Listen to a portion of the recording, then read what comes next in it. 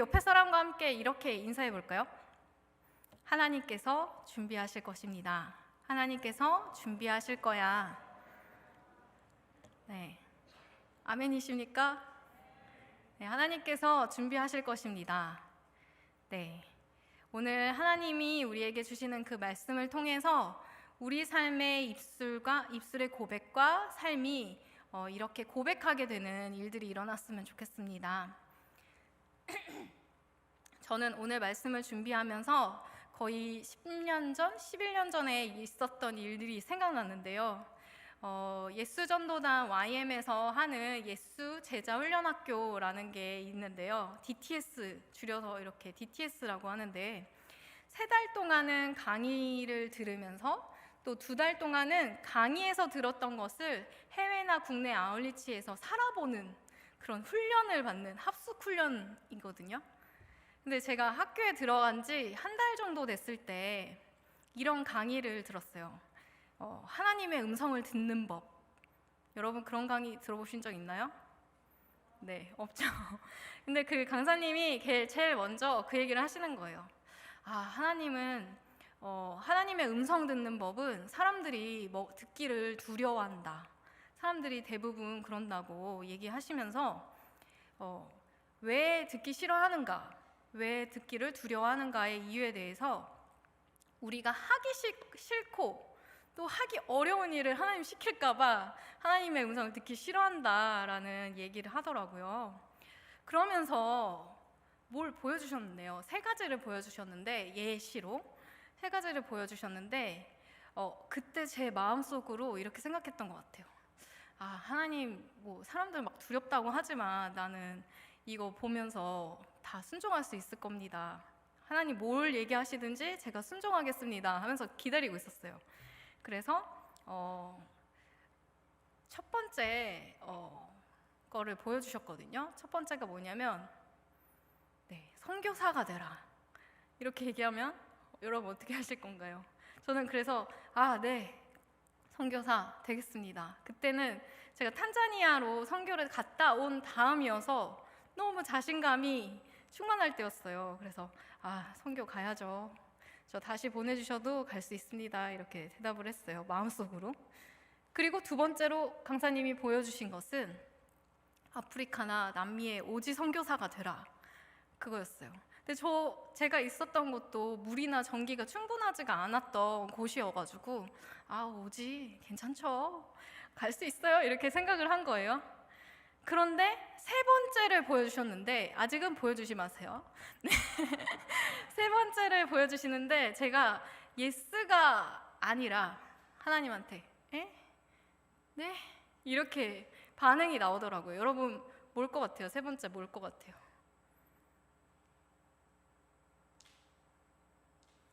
아무 생각이 안 나요. 네? 순교해라. 맞아요. 그거 얘기해도 너무 힘들 것 같아요. 네, 또 다른 의견 없으신가요? 없어요? 네. 누가 뭔가 얘기하신 것 같은데? 네, 부끄럽냐? 네, 3번째 뭐였냐면 싱글 선교사가 되라 였는데 맞췄어요? 네. 근데 저는 그때 선교를 다녀온 지 얼마 안 돼서 나는 하나님 말씀에 뭐든지 순종할 준비가 돼 있다 이렇게 생각을 했는데 갑자기 하나님이 독신을 살라고 하시는 말씀에는 제가 예스가 나오질 않더라고요. 순종하기가 어렵더라고요. 그때 제가 알았죠. 내가 얼마나 교만한 상태인지 알았고요. 그리고 무엇보다도 내가 하나님의 말씀을 순종하는 것보다 결혼을 더 중요하게 생각하는구나 이거를 알게 되었습니다. 근데 강사님이 이거를 우리한테 하라고 보여주신 게 아니라 이럴 것이라 예측하고 사람들은 두려워할 것이라고 예시로 보여준 것이잖아요. 근데 그걸 통해서도 저의 마음 상태가 어떤지 하나님이 알려주시는 것 같더라고요. 강사님은 이사야 29장 말씀을 얘기하시면서 하나님은 재앙을 주고 싶어 하시는 분이 아니라 평안과 장래의 소망을 주시기 원하시는 분이라고 얘기를 하셨어요. 근데 제가 3번에서 딱 걸리니까 그 언짢은 마음 때문에 그 말이 잘 안 들리는 거예요.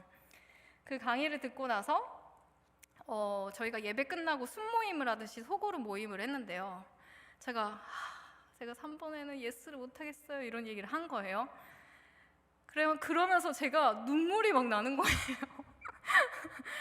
이걸 하지 말라고 하시면 너무 슬플 것 같은 거죠. 그래서 일어나지도 않은 일을 제가 또 걱정하면서 울더라고요. 그래서 담당 간사님이 아니 하나님이 그렇게 얘기하신 적이 없는데 왜 엉뚱한 데 꽂혀서 우냐고 하면서 막 웃으시면서 저를 안아서 다독여 주셨어요. 여러분이 생각해도 제가 참 웃기죠? 네. 그래서 하나님은 달라고 포기하라고 하신 적도 없는데 제가 그 말을 듣고 울고 있으니 너무 웃기죠. 그런데 정말로 하나님께서 오늘 여러분이 가장 아끼고 있는, 가장 사랑하고 중요하게 생각하는 그것을 달라고 하신다면 여러분은 어떻게 반응하실까요? 오늘 본문 말씀은 교회 오래 다니신 분이라면 성경책을 보지 않고도 얘기할 수 있는 본문 말씀입니다. 유명한 말씀이죠. 바로 아브라함에게 하나님께서 주신 아들, 그 아들 이삭을 번제, 조각을 내서 태워서 바치라는 말씀을 하시는 말씀이에요. 여러분, 하나님이 주신 아들 아브라함이 이삭을 몇 살에 낳았죠? 네? 잘 아는 말씀이 아니었나 봐요, 이 말씀. 몇 살에 낳았죠? 시옷만 들려요. 몇 살? 이렇게 앞에는 안 들리네요. 네, 100살에 낳았습니다. 여러분, 100살에 아들을 낳았어요. 부인은 몇 살이었는지 혹시 아세요? 80, 좀 더. 90살에. 네, 아빠는 100살, 엄마는 90살에 아기를 낳은 거예요. 그 아들은 또 하나님이 자손을 주시겠다 약속을 하시고 얼마를 기다렸냐면 25년을 기다렸어요. 25년을 기다려서 얻은 아들. 얼마나 귀하겠어요. 그 아들이 얼마나 예쁘고 너무 애지중지 이렇게 키웠겠죠. 그런데 그 아들을, 하나님이 주신 그 아들을 짐승을 잡듯이 잡아가지고 태워서 제사를 드리라고 하는 거예요. 1절과 2절을 같이 읽어볼까요? 시작. 이런 일이 있은 지 얼마 뒤에 하나님이 아브라함을 시험해 보시려고 그를 부르셨다. 아브라함아 하고 부르시니 아브라함은 예, 여기 있습니다 하고 대답하였다. 하나님이 말씀하셨다. 너의 아들, 내가 사랑하는 외아들 이삭을 데리고 모리아 땅으로 가거라. 내가 너에게 일러주는 산에서 그를 번제물로 바쳐라. 아멘. 하나님은 분명하게 아브라함을 시험하시려고 했다고 얘기합니다. 그리고 이런 말도 안 되는 명령을 하신 거예요. 그때 이삭의 나이가 몇 살이었냐면 한 17살 이상이라고, 학자들마다 되게 얘기가 많지만 17살 이상이라고 얘기를 하는데요. 그러면 자연스럽게 아브라함 나이를 알 수 있죠, 여러분. 몇 살일까요? 네, 117살이죠.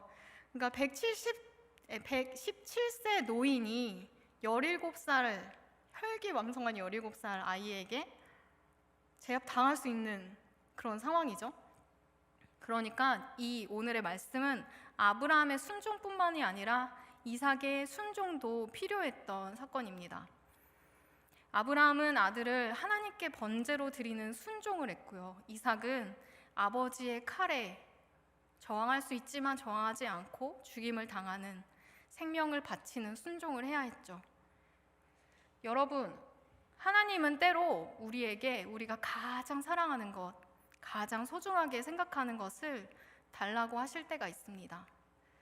가장 먼저 어떤 것이 될 수 있을까요? 관계가 될 수 있겠죠. 내가 이 사람이랑은 정말 평생 영원히 같이 살아야지 이렇게 했는데 그 사람이랑 헤어지게 된다던가 아니면 멀리 떠나게 된다던가 할 수도 있죠. 어쩌면 하나님보다도 그 사람을 의지하고 있었을지도 모르겠어요. 그리고 내가 가진 물건 중에서 정말 아끼는 물건들이 있어요. 근데 하나님이 그 아끼는 물건을 갑자기 어떤 사람한테 주라고 하시는 거예요. 우리는 순종할 수 있을까요? 또 주님께서 달라고 하시면, 내려놓으라고 하시면 이건 좀 순종하기 어려운데 라고 생각하는 게 뭐가 있을까요? 자존심? 이거 하나는 자존심은 버릴 수 없지, 이렇게 생각하시는 분이 있을 수도 있겠어요. 또 내가 품었던 꿈, 목표, 이거는 포기할 수 없는데, 내가 지금까지 얼마나 열심히 이걸 쌓아왔는데, 이렇게 생각하면 또 마음이 갑자기 어려워지죠. 제가 어려워졌던 것처럼. 어렵게 준비해서 얻은 직장, 스펙, 내가 사랑하는 사람들, 물질, 그걸 다 내려놓으라고 한다면 아마 우리 모두에게 쉽지 않은 일이 될 거예요. 저번 양천지방 부흥성회 때 강사로 오셨던 유기성 목사님은 완성한 논문을 딱 제출하기만 하면 석사 학위를 받을 수 있었거든요. 근데 그 타이밍에 하나님이 석사 학위를 내려놓으라고 하신 거예요. 네, 실제로 믿음의 길을 걸어가시는 분들에게 지금 오늘날에도 일어나고 있는 일들입니다. 목사님은 하나님께서 하나님보다도 내가 석사 학위를 더 자랑스러워 하겠구나, 그래서 하나님 내려놓기를 원하셨구나 라는 것을 깨달으셨다고 합니다. 아마 이런 이야기를 듣게 된다면 이렇게 반응한 사람도 있을 거예요. 내가 내 마음에 왜 이런 생각이 들지? 하나님이 나한테 그런 얘기 하실 리가 없는데, 내가 얼마나 기도하면서 준비한 건데, 합격한 건데, 이 사람을 하나님 보내주신 건데 어떻게 그런 생각이 들어? 이건 사탄이 주는 음성일 거야, 이러면서 그냥 지나쳐 버릴 수도 있죠. 그런 음성이 들었을 때. 사실 직장을 포기하고 학교를 포기하고 졸업장을 포기하는 것보다 100세 얻어서 애지중지 키운 사랑하는 아들을 자신의 손으로 죽여서 하나님께 드리는 일이 몇백 배나 어려웠을 거예요. 하나님이 너무 잔인한 분으로 느껴지고 원망스럽게 느껴지진 않았을까요? 왜 하나님은 이런 끔찍한 시험을 아브라함에게 말씀하신 걸까요?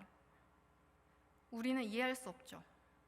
그런데 한 사람, 아브라함은 이 하나님의 말씀에 순종함으로 나아갔습니다. 아브라함은 다음날 그냥 일찍 일어나가지고 떠날 준비를 해요. 반나절 정도 시간밖에 안 걸렸어요. 3절과 4절 한번 읽어볼까요?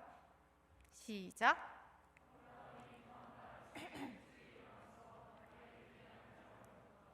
그는 두 종과 아들 이삭에게도 길을 떠날 준비를 시켰다.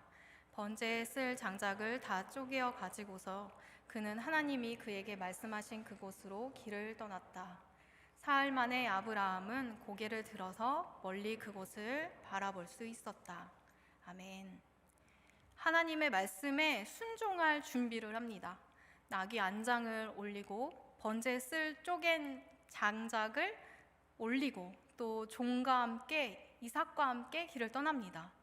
오늘 여러분 설교 제목이 뭐였죠? 준비하시는 하나님. 그런데 아브라함도 하나님의 말씀에 순종하기 위해서 준비하고 있어요. 그리고 3일 만에 그곳에 도착합니다. 하나님이 일러준 산이 어디 있는지 바라보죠. 3일 동안 아브라함은 평상시처럼 이삭과 대화를 나눌 수 있었을까요? 아닐 것 같아요. 침묵이 흘렸을 것 같아요. 왜냐하면 곧 자신의 손으로 아들을 죽여야 됐으니까 이거를 말해야 될까 말아야 될까, 이삭이 이해할 수 있을까? 이런 생각을 했을 것 같아요.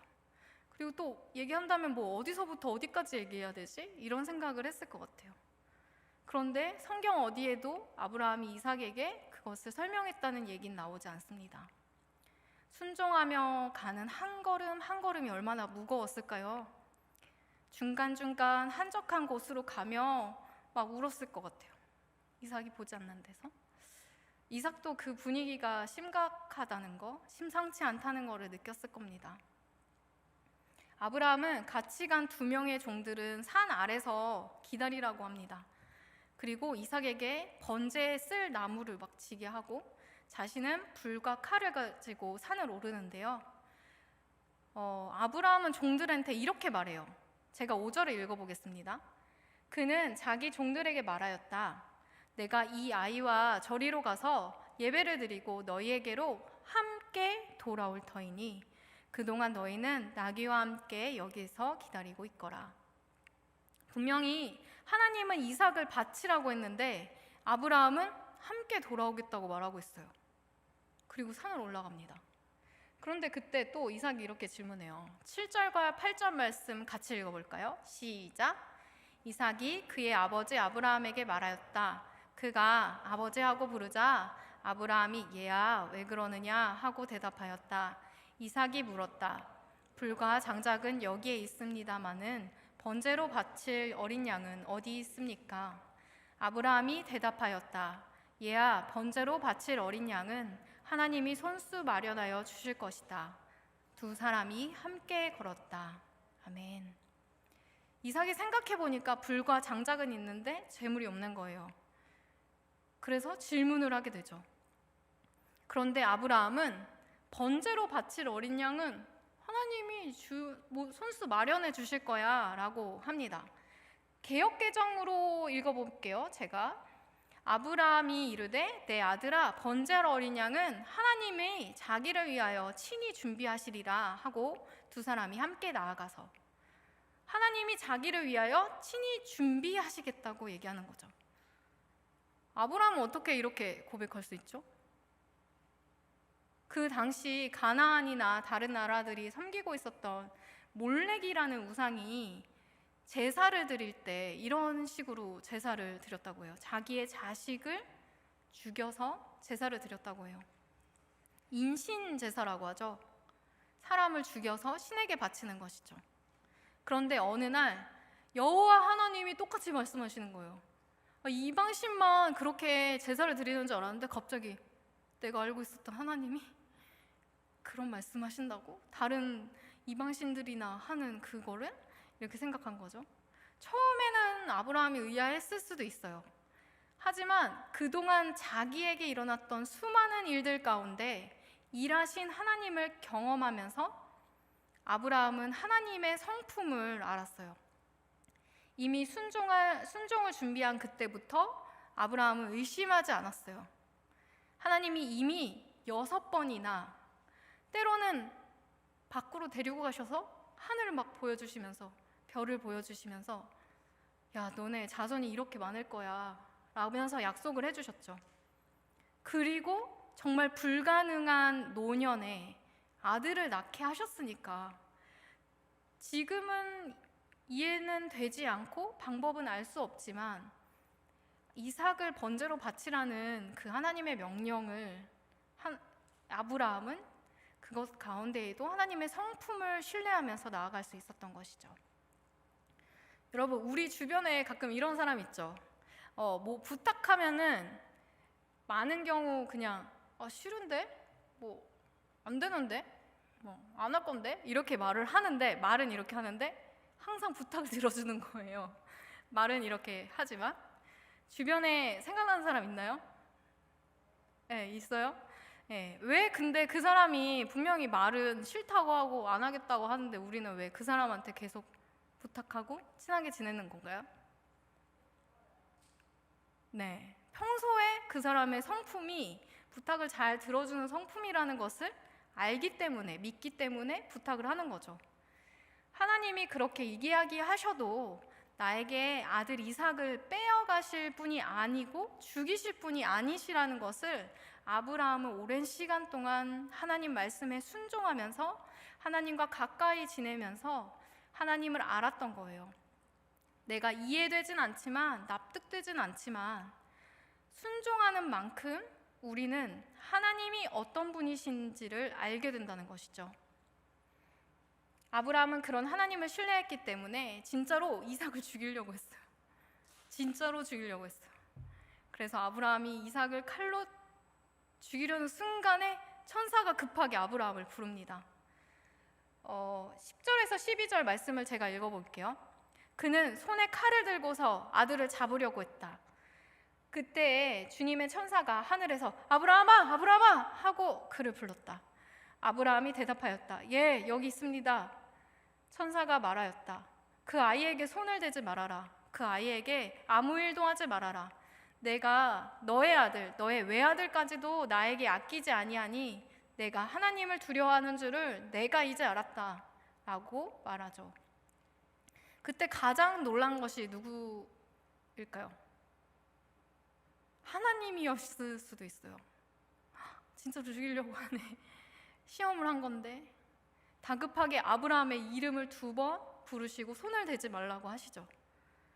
하나님이 정말로 보고 싶었던 거는 아브라함이 이삭을 죽이는 것을 보고 싶으셨던 게 아니라 아브라함의 마음을 보고 싶으셨던 거예요.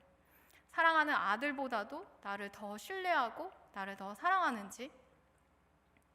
하나님은 아브라함의 마음을 받으셨고 또 이삭의 마음을 받으셨습니다. 히브리서 11장 19절에서도 아브라함의 순종에 대해서 이렇게 말하는데요. 함께 읽어보도록 하겠습니다. 시작! 하나님께서는 이삭을 죽은 사람들 가운데서도 되살리실 수 있다고 아브라함은 생각했던 것입니다. 그러므로 비유하자면 아브라함은 이삭을 죽은 사람들 가운데서 되받은 것입니다. 아브라함은 하나님의 능력을 믿었습니다. 내가 죽여도 하나님이 살려주시겠지 라고 믿고 칼을 이삭을 향해 했던 겁니다. 이삭은 죽지 않았지만 아브라함의 마음에서는 이삭은 죽은 거나 다름없었어요. 마음속으로는 이미 그를 번제로 드린 것이죠. 그렇게 하고 보니까 순양이 저쪽에 걸려 있는 거예요. 그래서 아브라함과 이삭은 이삭을 대신해서 그 순양으로 하나님께 제사를 드립니다. 그리고 그 장소를 여호와 이레라고 불렀다고 합니다. 여러분, 여호와 이레 무슨 뜻인가요? 네, 마지막 14절을 한번 읽어볼까요? 시작! 이런 일이 있었으므로 아브라함이 그곳 이름을 여호와 이레라고 하였다. 오늘날까지도 사람들은 주님의 산에서 준비될 것이다는 말을 한다. 아멘. 네, 여호와 이레라는 뜻은 하나님께서 준비하실 것이다. 주님의 산에서 준비될 것이다 라는 것이죠. 이삭이 재물은 어딨냐고 물어봤을 때 아브라함이 똑같이 말했어요. 하나님이 준비하실 거야 라고 얘기했는데 그렇게 그곳의 이름을 그렇게 하나님께서 준비하셨던 것이죠. 그 순양을. 아브라함과 이삭이 모리아 한쪽 편으로 올라오고 있었다면 순종을 하기 위해서 순양은 반대편에서 올라오고 있었어요. 그래서 순종은 미리 어떻게 될지를 보고 걸어가는 길이 아니라 보이는 것은 없지만 하나님의 성품과 하나님의 약속을 신뢰하면서 나아가는 것이에요. 그래서 오늘 설교는 여기서 끝날 수 있습니다. 하나님께서 준비하실 것이다. 여호와 이레. 그런데 여기에 숨겨져 있는 또 다른 의미가 있습니다. 히브리어로 여호와 이레에서의 이레는 미래형인데요. 할 것이다. 네. 이레는 준비할 것이다 라는 뜻뿐만 아니라 보여주실 것이라는 뜻을 가지고 있어요. 그러니까 14절을 다시 읽으면 하나님의 산에서 하나님께서 직접 보여주실 것이다 라고 해석할 수 있는 것이죠. 여러분, 이게 무슨 뜻일까요? 하나님은 이삭을 번제로 바치라는 시험을 통해 아브라함에게 무엇을 보여주시고 싶으셨던 거예요. 한번 생각해 보세요. 나무를 메고 산을 올라가는 이삭. 나무 장작 위에 손발이 묶인 채 아무 말 없이 묵묵히 목을 내밀고 있는 이삭의 모습.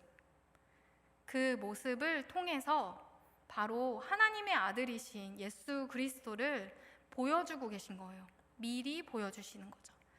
쉽게 예표라고 이야기하는데 그걸 쉽게 얘기하면 미리 보여주신다라는 것이죠. 요한복음 8장 56절에 보면 이런 말씀이 있어요. 다 같이 읽어볼까요? 시작!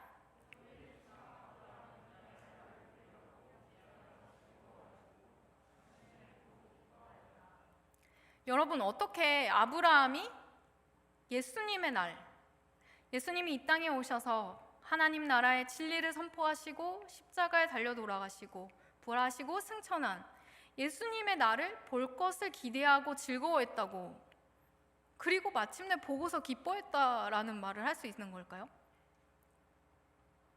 아브라함과 예수님의 시대적 차이가 거의 몇천 년이 되는데 어떻게 이게 가능하죠? 많은 신학자들은 바로 이삭을 번제로 드리라는 이 시험을 통해서 하나님은 아브라함에게 미리 일어날 일에 대해서 보여주셨다고 해요. 하나님께서 아브라함을 처음 부르셨을 때 약속이 예수님을 통해서 이루어지는 것이죠. 창세기 12장 3절 말씀 제가 읽어보도록 하겠습니다. 땅에 사는 모든 민족이 너로 말미암아 복을 받을 것이다. 이 언약은 바로 아브라함의 후손으로 태어나실 하나님의 아들 예수 그리스도를 통해서 이루어졌습니다. 하나님께서는 아브라함한테 그 비밀을 알려주신 거예요. 내가 지금 이런 거 준비하고 있어. 그래서 아브라함이 거기를 여호와 이레, 하나님의 산에서 준비될 것이다 라고 이름을 지은 거예요. 내가 이렇게 준비하고 있어. 내가 하나뿐인 아들을 죽이면서까지 죄에 빠져서 헤매는 모든 인류를 구원하기 원한다. 생명의 복을 주기 원한다. 아브라함아, 너는 이제 내 마음 알겠지?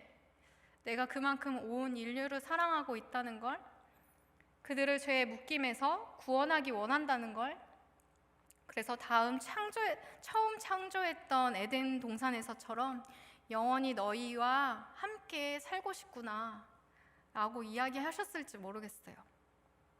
아마도 그런 하나님의 마음을 알게 된 아브라함은 이삭 대신 순양을 잡아서 제사를 드리면서 막 펑펑 울었을 것 같기도 해요. 이삭이 살아난 것도 있지만 모든 사람을 구원하시기 위해 하나님이 이런 걸 준비하고 계신다는 걸 알게 됐으니까요. 서로 신뢰하는 관계는 이런 것 같아요. 아주 속 깊은 마음까지도 나누고 미래를 위해 내가 무엇을 준비하는지도 나누고 싶은 관계인 거죠. 오늘 말씀을 통해 저와 여러분들도 도전을 받았으면 좋겠습니다. 그냥 주일에, 일요일에 그냥 교회 출석하는 것으로 만족하고 멈춰버린 신앙이 아니라 매일매일 하나님과의 교제가 깊어지고 나의 것은 다 주님의 것이라고 고백하면서 온전한 신뢰를 드리는 자들이 되기를 원합니다. 아브라함도 여러 가지 일들 속에서 하나님을 의지함으로 그의 인생 마지막에는 하나님께서 하실 일들을 나눠주시는 그런 친밀한 관계까지 나아갔던 것처럼 우리도 하나님께서 준비하실 것이라는 것을 믿고 내 가장 소중한 것을 드리면서도 또 하나님께서 보여주시는 하나님의 나라를 같이 꿈꾸며 나아가기를 주님의 이름으로 축복합니다. 이 시간 함께 내 삶은 주의 것이라는 찬양 드릴 텐데요. 아마 처음 부르시는 분들도 있을 거예요. 그런데 가사를 생각해 보시면서 불렀으면 좋겠습니다. 내 삶은 주의 것, 내 삶은 주의 것, 온전한 신뢰를 주께 드리네. 보이지 않아도 믿음으로 걷네. 주 영광 바라보며 주만 따르네. 우리 삶의 주인이신 하나님께 모든 것을 내어 맡기겠다고 이 시간 고백하면서 찬양하시겠습니다.